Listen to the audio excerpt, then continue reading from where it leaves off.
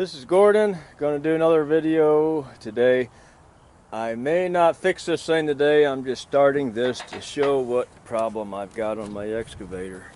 See this oil stain on the trailer floor there?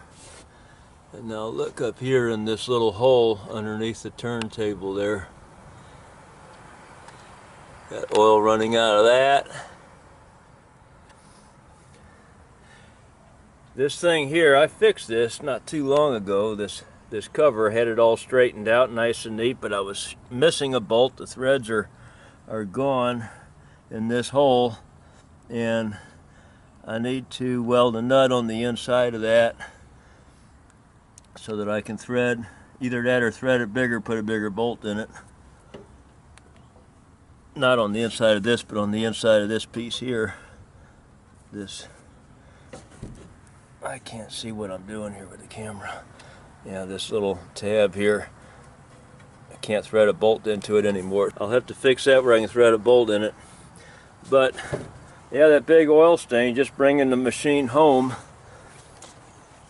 Now let me get around to the side here, and I saw this on the track. Oil running out here. Let's see if I can hold the camera underneath and see what's going on up here. See, we got a lot of oil. I'm not sure what's leaking. We're going to find out. So right now, pull this side cover off. We have some wet hoses here. These smaller hoses here, they go up to the joystick up here on this thing here.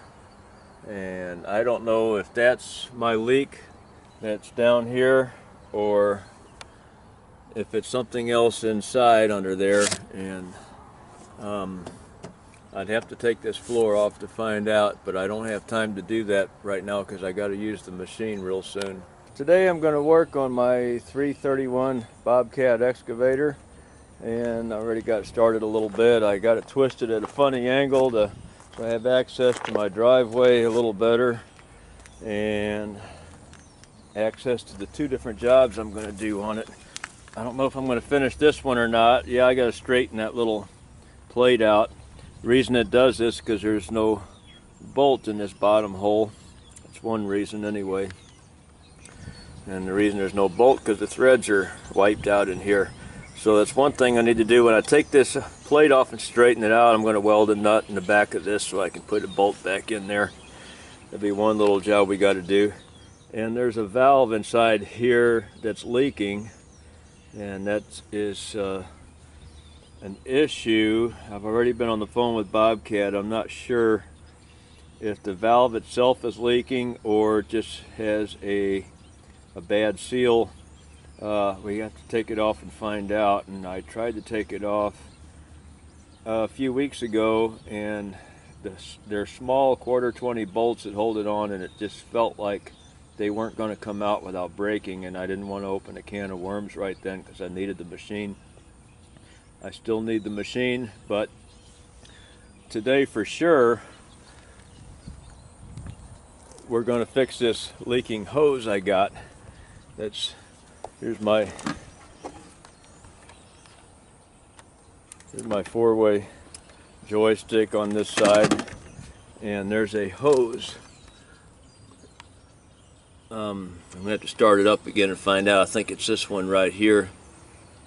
Where's my finger? There. I think it's this second hose from the left is leaking right there. We'll start it up again and watch it leak there. But I'm going to clean all this off first. As you can see from this side, those hoses come down here and then they go under here. Well, I got to find out where that particular hose goes to, take it off and get another one made up for it.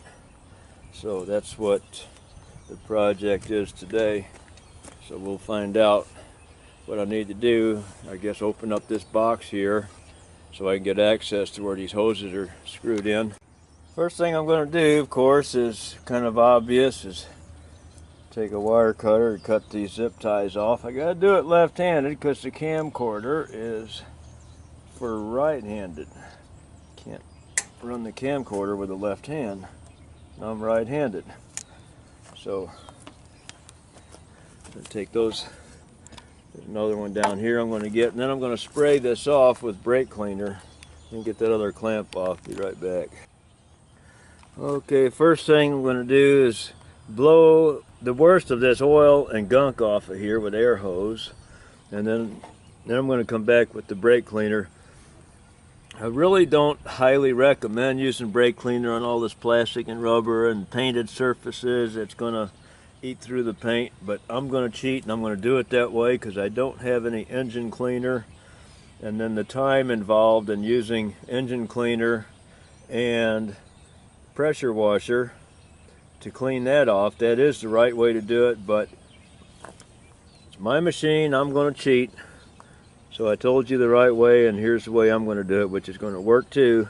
It's just the brake cleaner is a lot harder chemical, but it dries oil real quick, and that's a good thing about it. You can find a leak with it real quick.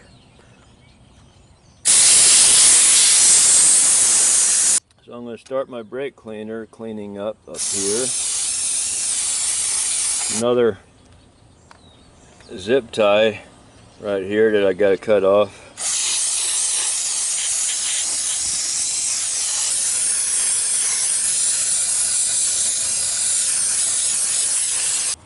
Let that soak in a minute and I'll blow that off with air.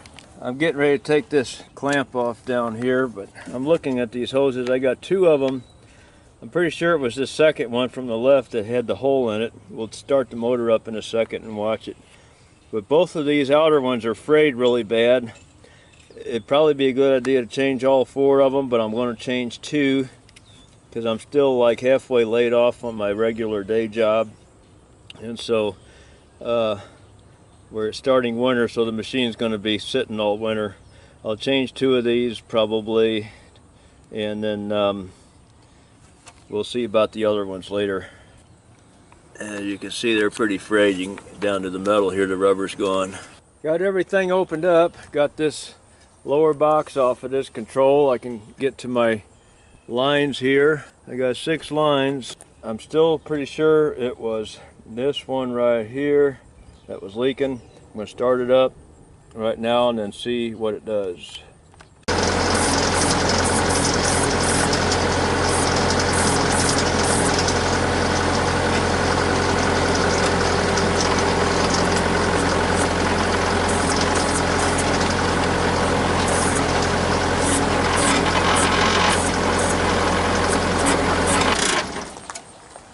That's the one.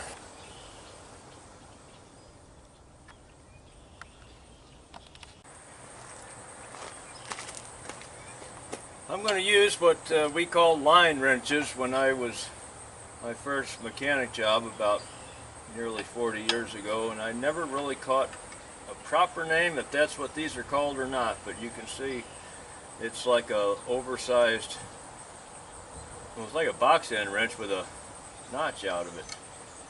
And so that's what I'm going to try to use to break these loose. Hopefully it'll work. Good, that one came right loose. I got to do the same thing on this one. Good, they're loose. Now the tricky ones are down below. At least one of them's tricky. Here's my other one I got to get to. Don't know how good a video I can get on it because it's down in a tricky spot. That's the other end of the hose. And it's down here in a hole.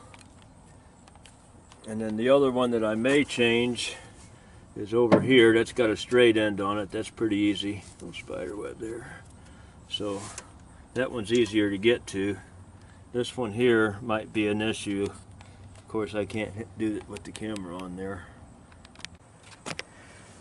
On this line down here, I had a little trouble finding a wrench to get on there. I got it on there, and then it was a little tight for me to push that with my hand, so here's a little trick that, if you didn't know it, here it is. You can hang another wrench on there like that, and use it to pop it up.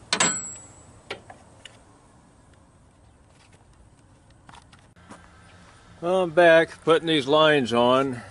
This line here was not going to be a problem. I could have gotten that one made up almost any place. It went 3 different places, and everybody had fittings for this line with the 45-degree angle here and the straight angle here. But the one nobody had fittings for, including Bobcat and 2 other places that do hydraulic lines, was this one here. Nobody had these little short 90-degree fittings. This short one and this long one, nobody had those. So I had to go to a specialist 20 miles away. But I'm thankful that I was able to get that, and it still cost almost as much as if I'd had Bobcat to order those hoses from the factory. Before you get your machine taken apart where you can't use it, you got to make sure that you're going to be able to get these fittings someplace. Well, I got it threaded down into place, but this is going to be the easiest one to put on up here. So I'm not going to put this one on yet. I'm going to get the hardest end first, since I may have to twist the hose to make it fit. So the hardest one's going to be down there where I can't actually tape what I'm doing. So I'm going to get that one on first, and then I have more room to wrestle with this one up here than I do down there. Got it all put together and everything works. Now it's time to put the covers back on, the housing on this thing here, and then we gotta get started on that deal down there, but that's a different video.